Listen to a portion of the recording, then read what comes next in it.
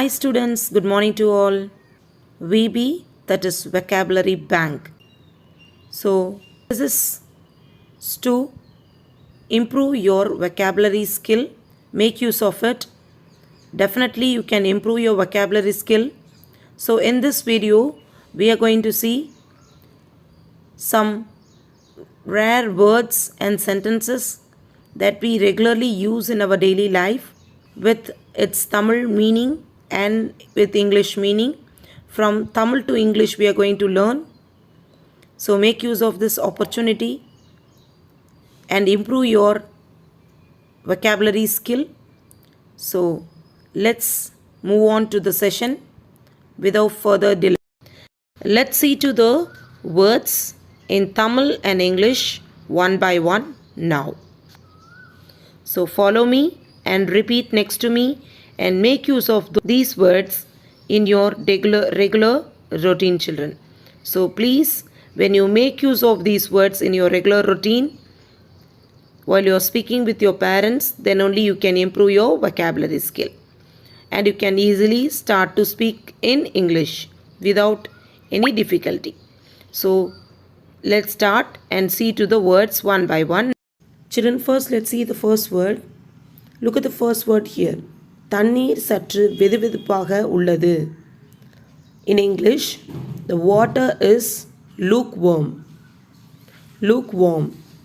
The water is lukewarm. தண்ணீர் சற்று வெதுவெதுப்பாக உள்ளது. The water is lukewarm. Okay, look at the second one. இது உண்ணக்கூடியது. இது உண்ணக்கூடியது. It is edible. It is edible. இது உண்ணக்கூடியது. It is edible. Look at the third one, children. புழுக்கமாக இருக்கிறது. It is sultry. S-U-L-T-R-Y. Sultry. புழுக்கமாக இருக்கிறது. It is sultry. So please make use of these words, children. Sentences in your regular routine of conversations. Look at the next word, children. இது உடையக்கூடியது. இது உடையக்கூடியது. That means it is fragile. F-R-A-G-I-L-E. Fragile. இது உடையக்கூடியது. It is fragile. Look at the next word. இது முட்டாள்தனமானது. இது கேலிக்கிடமானது. That means it's ridiculous. R-I-D-I-C-U-L-O-U-S.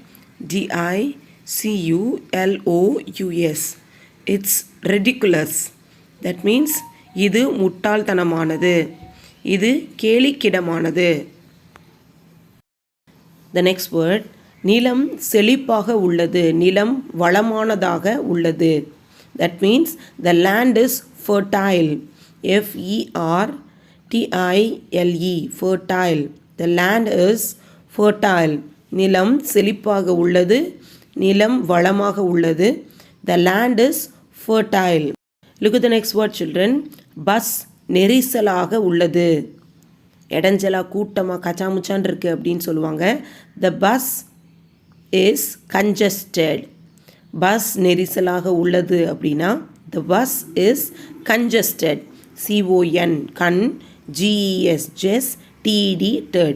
Congested. The bus is congested. Bus நெரிசலாக உள்ளது. The bus is congested. Look at the next word, children. வலி தாங்கக்கூடியதாக உள்ளது. ஒரு அடிபட்டுருச்சு, அப்போ வலிக்குது அப்படின்னு சொல்கிறோம். வலி என்னால் தாங்க முடியுது அப்படின்னு சொன்னால் அதுக்கு the pain is bearable. B-E-A-R-A-B-L-E. bearable. The pain is bearable. வலி தாங்கக்கூடியதாக உள்ளது. That means the pain is bearable. தாங்க முடியுது, என்னால் வலியை தாங்க முடியுது அப்படின்னா the pain is bearable. B-A-R-A-B-L-E. bearable. See, children, just opposite to that word. வலி தாங்க முடியாததாக உள்ளது. என்னால் தாங்கவே முடியல வலி அப்படின்னு சொன்னால் the pain is unbearable. UN அப்படின்ற ஒரு ப்ரிஃபிக்ஸ் யூஸ் பண்ணுறோம். So unbearable. UN. un. B-E-A-R-A-B-L-E. unbearable. The pain is unbearable. That means வலி தாங்க முடியாததாக உள்ளது.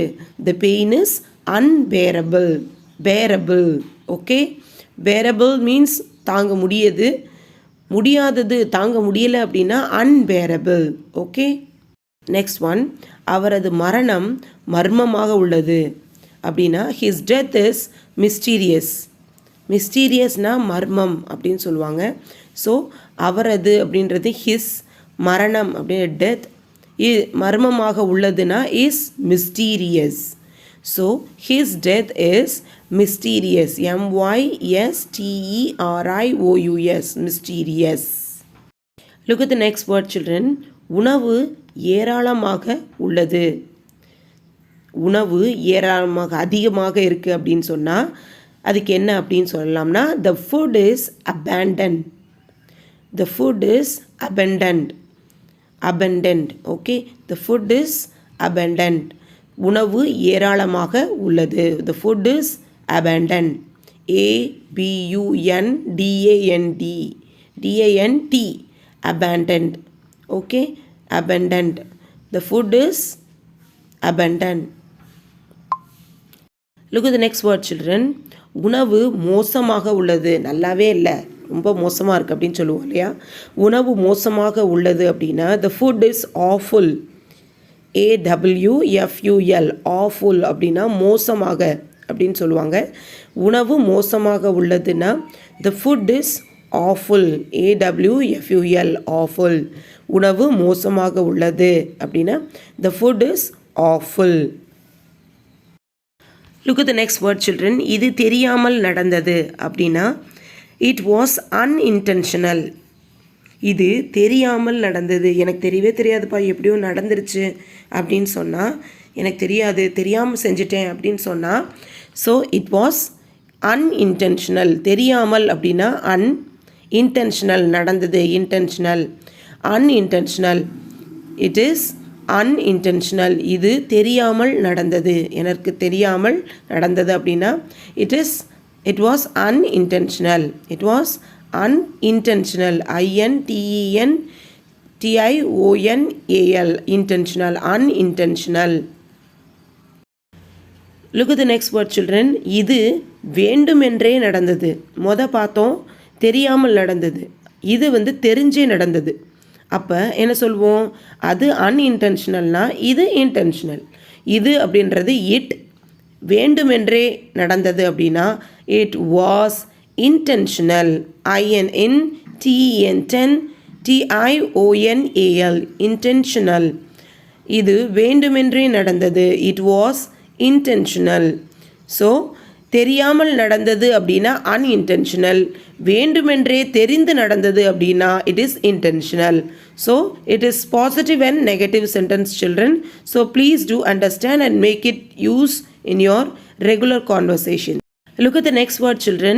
அலங்காரம் வசீகரமாக உள்ளது. அதாவது அட்ராக்டிவாக, ரொம்ப அழகாக இருக்குது, ரொம்ப சூப்பராக இருக்காங்க, அழகாக இருக்காங்க அப்படின்னு சொல்லுவோம் இல்லையா? அலங்காரம் வசீகரமாக உள்ளது அப்படின்னா the decoration is fascinating. So new word இல்லையா? the decoration is fascinating அப்படின்னா வசீகரமாக, அப்படி ஈர்க்கக்கூடியதாக இருக்குது அப்படின்னு சொன்னால் the decoration is fascinating. Decoration அப்படின்றது அலங்காரம், வசீகரமாக அப்படின்னா fascinating. the decoration is fascinating. FASCINATING. fascinating. the decoration is fascinating. அலங்காரம் வசீகரமாக உள்ளது. the decoration is fascinating. Look at the next word, children. அவள் இப்பொழுது கடுமையான கோபத்தில் இருக்கிறாள். கடுமையான கோபம், அவ ரொம்ப செம காண்டில் இருக்காப்பா அப்படின்னு சொல்கிறோம் இல்லையா? அவள் இப்பொழுது கடுமையான கோபத்தில் இருக்கிறாள், செம காண்டா இருக்கிறா அப்படின்னா she is fierce now. she is fierce now. FIERCE. fierce. she is fierce now. அவள் இப்பொழுது கடுமையான கோபத்தில் இருக்கிறாள், செம்ம காண்டா இருக்கிறாப்பா அப்படின்னு சொன்னால் she is fierce now. So make use of these words in your regular conversation, children. Look at the next word, children. தரை வழுக்குகிறது.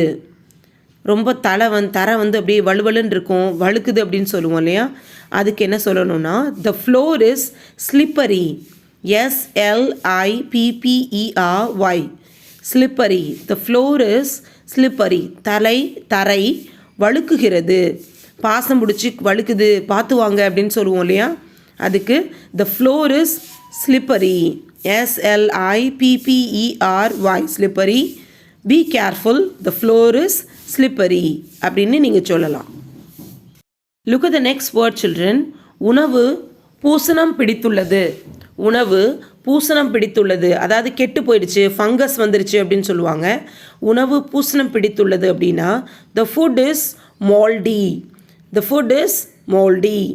MOULDY moldy. The food is moldy அப்படின்னா உணவு பூசணம் பிடித்துள்ளது.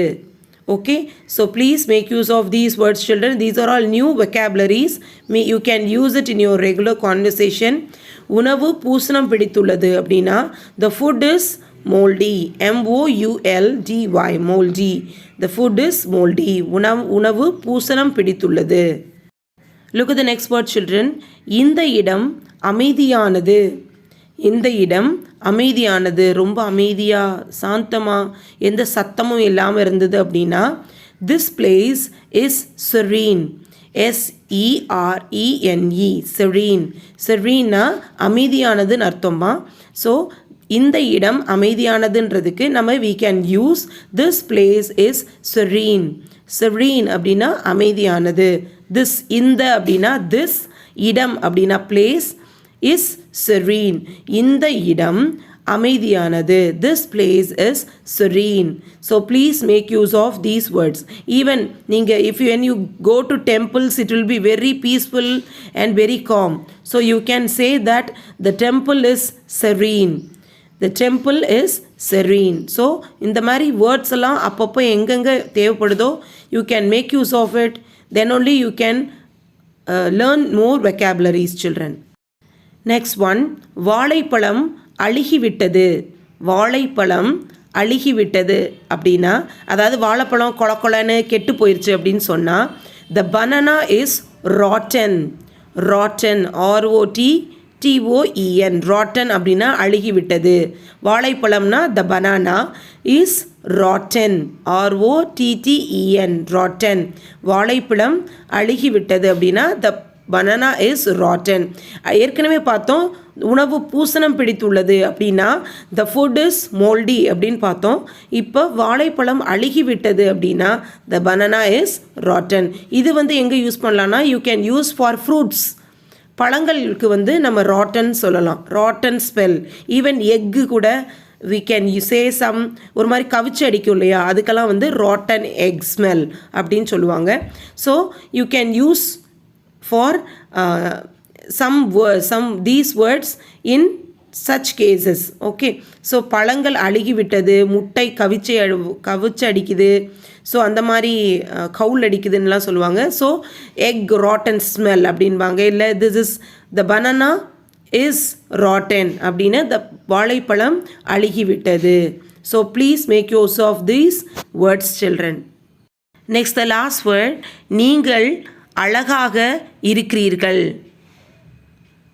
நீங்கள் அழகாக இருக்கிறீர்கள். நீங்கள் ரொம்ப அழகாக இருக்கீங்கப்பா பார்க்குறதுக்கு அப்படின்னு சொன்னால் அதுக்கு இங்கிலீஷ்லனா you are gorgeous. Gorgeous GORGEOUS gorgeous. கார்ஜியஸ்னால் அழகாக அப்படியே சூப்பராக இருக்காங்க, அப்படியே பார்க்க சூப்பராக இருக்காங்க, ஸ்டார் மாதிரி இருக்காங்கலாம் சொல்லுவோம். ஸோ அப்போ என்ன சொல்லலாம்னா யூ ஆர் கார்ஜியஸ். நீங்கள் அப்படின்னு சொல்லும்போது யூ ஆர் அழகாக இருக்கிறீர்கள் அப்படின்னா கார்ஜியஸ். ஆனால் இன்னும் கூட சேர்க்கலாம் you are looking gorgeous. You are looking கார்ஜியஸ்ன்னு சொல்லுவாங்க.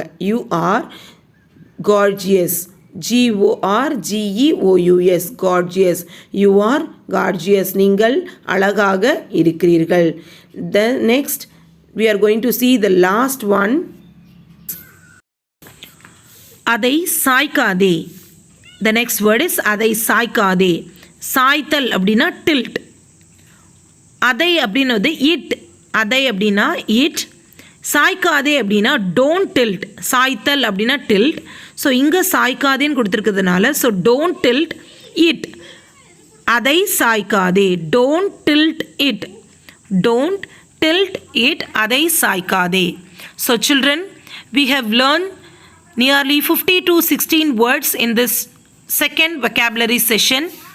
So please make use of it and write it in a note, both the vocabulary bank, that is the VB1 and VB2 vocabulary session 1 and this vocabulary session 2 also in your notebook. Any one of your rough note, write neatly and keep it safe. At any time it will be useful for you to recall these words. So it will definitely be useful. So make you and practice and make use of it in your regular conversation. It will definitely improve your speaking and vocabulary skill. So children, please practice these words which we discussed today in our new session VB, that is vocabulary bank. So I will be asking questions in the live session regarding this vocabulary bank and I will be asking both Tamil and English translations. Be ready to answer me in the live session. So children, practice these words and make use of it in our regular routine. Definitely it will improve your speaking as well as your vocabulary skill. I'll catch you with another vocabulary bank, that is our VB, in the next Friday's session. Thank you.